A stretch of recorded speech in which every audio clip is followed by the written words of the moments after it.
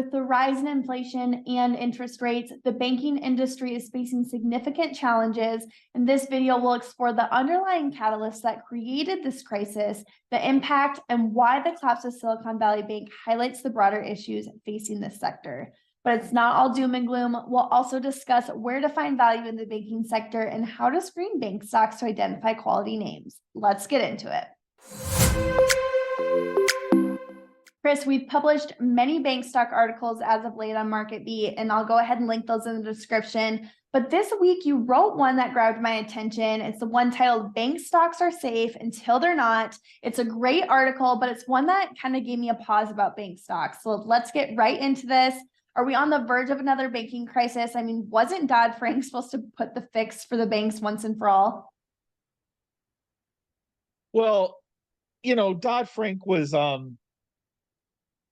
Dodd-Frank. This, I guess, what I would say is this: what's currently going on in the banking industry right now. I look at it as being a failure of the Dodd-Frank bill. All right.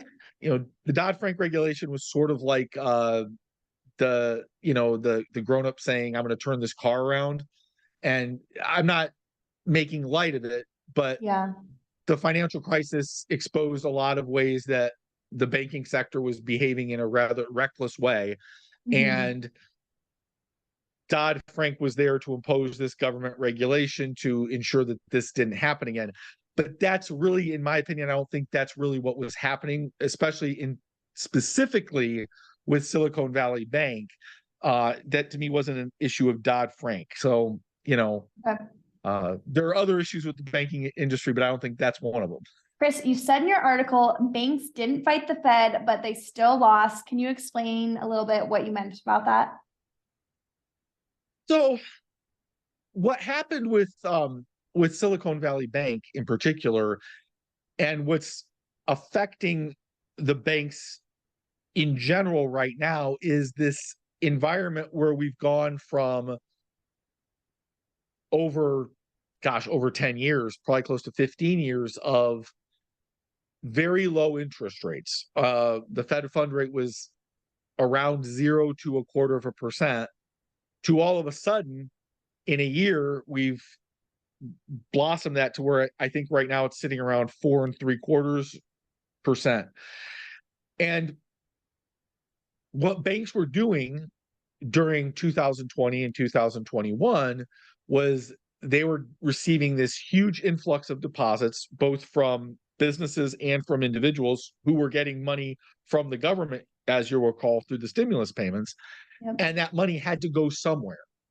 And they couldn't really lend it out fast enough because in many cases the economy was not yet open. And also they couldn't lend it out because the banks have to undergo these stress tests. They have to keep a certain amount of capital back as reserves because of Dodd-Frank. So they were putting into longer term investments, which made sense if you expect that you're going to have low short-term interest rates in the near term. What happened was that's the part where they weren't fighting the Fed. Where that worked against them is when the Fed shot interest rates up so fast, the banks all of a sudden were realizing that they had paper losses on those long-term investments that became actual losses when depositors started figuring out, wait a second, I can get 4.5% yield on a money market fund rather than keep my money in a bank. Oh, for high net worth individuals, they started pulling their money out of the banks and put it into money markets. And now all of a sudden those paper losses become real losses. And that became a problem for the bank. So it's kind of like we were playing by the rules. Now there were other issues there, and when the Fed shot up interest rates so fast, it's becoming a problem that's weighing on the entire banking industry. All right, one thing here, Chris, can we just agree that inflation is not transitory? Yeah, I think we can safely say inflation is not transitory. I used an example in the article that I wrote where I said, if you're, for these high net worth individuals, if you're pulling money out of your bank and you're putting it into let's just say a 6-month treasury, a 6-month treasury bill currently yields about 4.75%. So if you're willing to put that cash on the sideline, so you're not going to have access to it, you're going to lose that liquidity, but you're only losing that liquidity for 6 months. And then all of a sudden, when you're going to turn around and you're going to have, $47,000 that you're going to receive risk free. You don't have to do anything. And then what are you going to do with that $47,000? You're probably going to put it back into the economy. So it's just a, right now it's a puzzle without an easy solution, but Yep. that's certainly something that's going to be contributing to inflation. Mhm. All right, Chris, what stocks are good plays right now? I don't want just trade secrets though. Can you show me how you find these stocks, why they're great stocks to be Sure. looking at? So, right now, um, there's a lot of people that would say you should stay away from bank stocks altogether. Mhm. If that's where your disposition is, I'm not going to tell you you're wrong, but I do think there might be some ways, some areas that you could look at the financial sector. As always, there are ETFs that would be available for you if you wanted a broader exposure to banks without picking individual stocks. In this particular market, I might say I would advocate probably though for looking for individual stocks, because I think Okay. that takes you out of this one of the liabilities of an ETF is you have to take the good with the bad, or I should say you have to take the bad with the good. And so right now it's really kind of tough to understand which banks are more at risk and less at risk. And if you pick individual stocks, you're less likely to run into that. So I'm going to show you a screen here, Lacey, about how I looked at this. Let me get that screen up for you right now. So MarketBeat has a tool. If you go under this category of stock lists, you can find bank stocks.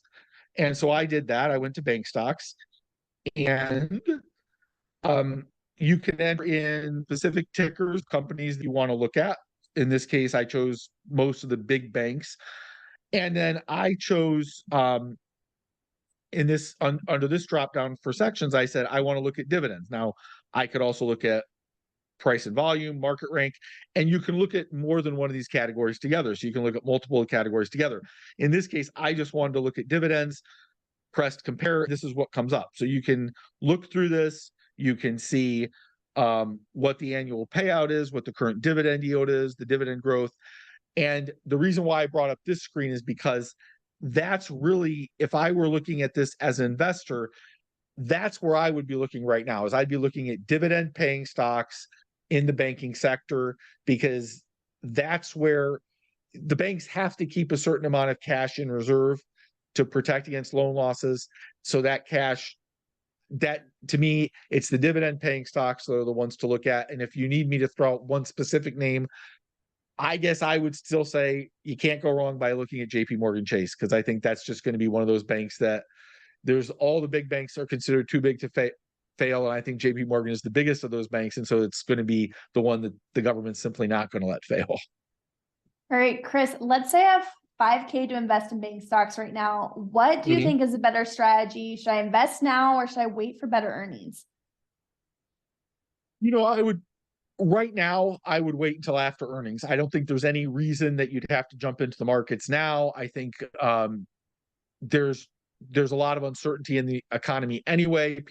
I think the market will my expectation is the market's probably going to drift a little lower before we get into the earnings season, because I think the market's going to be looking to see at least a confirmation that earnings aren't going to be worse than expected.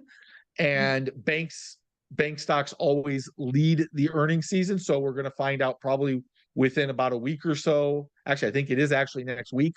We're going to be finding out at the end of next week what some of these big banks are reporting. I would wait until then. I would be specifically looking at what these big banks are saying as far as their exposure to depositors who have more than $250,000 in the bank, and what they feel is was their outlook for a possible run on their bank. That is really what you're looking at right now. So I would say definitely if you're an investor and you have $5,000 that you're looking to put in the market and you're looking to specifically, you're looking at financial stocks, I would definitely wait until after you start hearing these earnings reports. All right, we'll wait on it. All right, Chris, thanks for sharing your insights with us, providing an overview of how to find stocks worth keeping an eye on. This is definitely going to be an industry to stay on top of. Chris, I look forward to chatting with you soon. Thanks. Thank you, Lacey. Good to be here.